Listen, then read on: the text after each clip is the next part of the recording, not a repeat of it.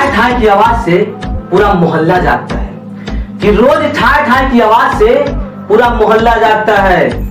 अब गोली कोई भी चलाए, नाम सिर्फ हम पासवान का आता है। जय पासवान।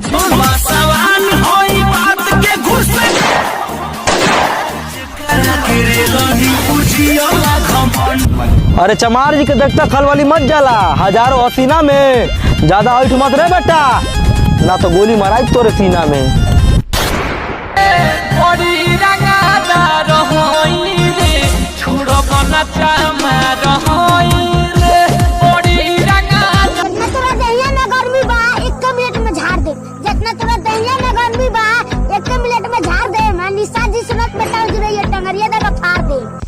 टंगरिया दगा फाड़ दे मनी लेखा कवनो बदमाश ना होई हई सातो जी के रे ललबारा दास ना होई हमनी लेखा हमनी से दूर रह स ई तोहनी खातिर संदेश बा।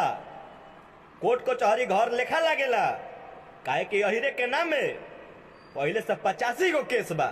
का बुझले चढ़ हमरा खुलावा के ना दवाई से होगा ना ओझाई से, ना दवाई से होगा ना ओझाई से। रे बेटा अच्छा अच्छा आदमी सुधर जाला लो निषाद जी के रलाई से। हई निषाद जी के रे ललबारा दास ना होई हमनी लेखा कवनो बदमाश ना होई।